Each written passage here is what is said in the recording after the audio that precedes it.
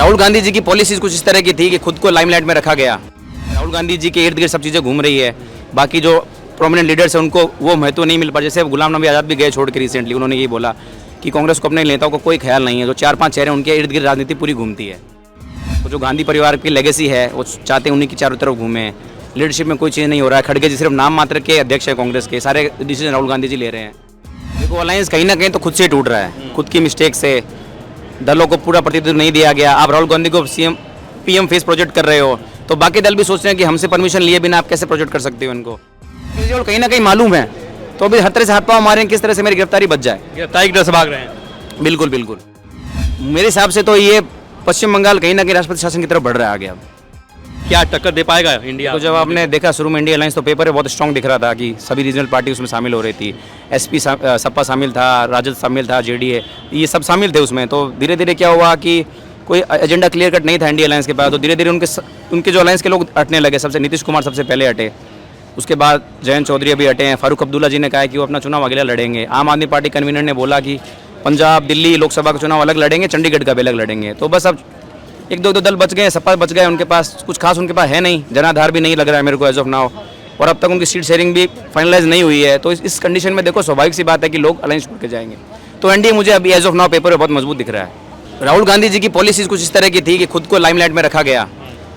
Samajwadi party के leader ने भी एक बार बयान दिया था कि राहुल गांधी न्याय यात्रा कर रहे हैं यूपी में, उनको कोई जानकारी ही नहीं है इस बारे में।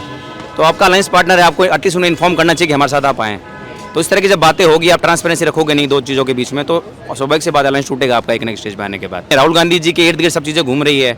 बाकी जो प्रोमिनेंट लीडर्स हैं उनको वो महत्व नहीं मिल पा। जैसे गुलाम नबी आज़ाद भी गए छोड़ के रिसेंटली, उन्होंने यही बोला कि कांग्रेस को अपने नेताओं को कोई ख्याल नहीं है। जो 4-5 चेहरे उनके इर्द गिर्द राजनीति पूरी घूमती है। तो जो गांधी परिवार की लेगेसी है वो चाहते हैं उन्हीं की चारों तरफ घूमें। लीडरशिप में कोई चीज़ नहीं हो रहा है। खड़गे जी सिर्फ नाम मात्र के अध्यक्ष है कांग्रेस के, सारे डिसीजन राहुल गांधी जी ले रहे हैं। कहा जा रहा है मोदी जी को जब 400 पार आ ही रहे हैं तो इंडिया को तोड़ने की क्या जरूरत है, भारत देने की क्या जरूरत है? देखो अलायंस कहीं ना कहीं तो खुद से टूट रहा है, खुद की मिस्टेक से। दलों को पूरा प्रतिनिधित्व नहीं दिया गया। आप राहुल गांधी को पीएम फेस प्रोजेक्ट कर रहे हो तो बाकी दल भी सोच रहे हैं कि हमसे परमिशन लिए बिना आप कैसे प्रोजेक्ट कर सकते हो इनको कहीं ना कहीं। अब जब 25 दल एक साथ आ रहे हैं, उनसे मंत्रणा करनी चाहिए कि भाई आप किसको चाहते हो किसको नहीं। कभी बात उठती है कि खड़गे जी बनने चाहिए, कभी बात उठती नीतीश कुमार बननी चाहिए, कभी ममता बनर्जी। तो जब क्लियर कट विजन नहीं होगा आपके पास तो बिना विजन के कोई भी अलायंस सस्टेन नहीं कर सकता है। किसान अभी पर्टिकुलर सिर्फ जो पिछला आंदोलन था 2019 में, उसमें सब तरह के किसान शामिल थे, राजस्थान हरियाणा पंजाब के। अभी आप देखेंगे तो आप पाएंगे सिर्फ पंजाब के किसान हैं वहाँ। और कहीं ना कहीं इसको जोड़ा जा सकता है केजरीवाल जी की गिरफ्तारी से। अभी सुना होगा केजरीवाल जी ने विधानसभा में एक्सटेंड किया है गिरफ्तारी से बचने के लिए। और पंजाब बॉर्डर पे पंजाब पुलिस ने उन्हें आने दिया, मतलब रोका नहीं भगवंत मान सिंह की सरकार ने उन्हें।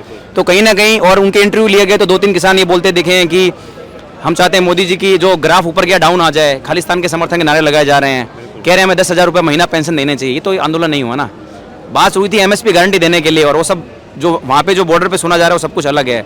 उपद्रव मचा रहे हैं तो आई डोंट थिंक सो कि वो सिर्फ ऐसा लगता है जैसे पॉलिटिकली बैक्ड आंदोलन एक तरह से। क्या किसान आंदोलन पीछे केजरीवाल हैं या कनाडा का सहयोग इसमें हुआ? ये पूरी आम आदमी पार्टी सरकार है जो फॉरेन फंडिंग उनको मिलती थी।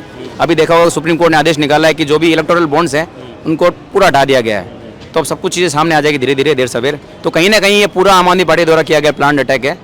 और सब खालिस्तानी समर्थक है ज़्यादातर, किसान तो बेचारे जो है। जो लिंक किया जा रहा है केजरीवाल पंजाब और कनाडा, केजरीवाल कनाडा और पंजाब, क्या ये केजरीवाल जी एकमात्र ऐसे मुख्यमंत्री है जो अपनी सीट बचाने के लिए किसी भी हद तक चले जाएंगे।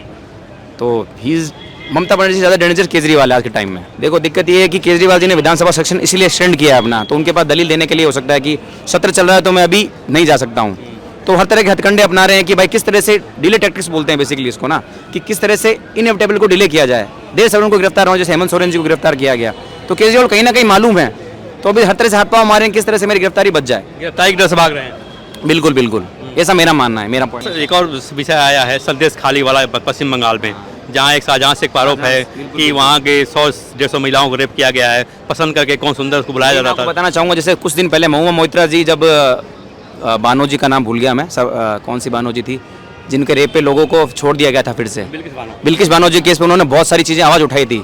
लेकिन उनके स्टेट में जो केस हुआ संदेश खाली, आप सबने देखा, शाहजहां खान टीएमसी द्वारा पोषित गुंडा एक तरह से मान लीजिए, उस पर सब लोग चुप हैं। ना आरफा खानूम बोल रही है, ना महुआ मोइत्रा कुछ बोल रही है, ना मिमी चक्रवर्ती कुछ बोल रही है, ना कांग्रेस कुछ बोल रही है। मतलब उनके स्टेट में इतना कुछ हो रहा है, इतना सब कुछ हो गया, इतना बड़ा मुद्दा है। हाँ, और पुलिस भी ऐसे बयान दे रही है, पुलिस कह रही है कि ऐसा कोई घटना घटित नहीं हुई अपने आधिकारिक ट्विटर हैंडल पे जानकारी दी गई है कि महिलाएं बोल रही हैं हाँ। कि हाँ हमारे साथ हुआ है, महिलाएं बोल रही हैं हमारे साथ तो अभी हुआ है। रिसेंटली इन्होंने एक डाला भी है सुप्रीम कोर्ट में पीएलआई दायर की है हाँ। कि इसकी सुनवाई पश्चिम बंगाल से बाहर की जाए ताकि सबूत और साक्ष्य ना मिटाया जाए उनमें।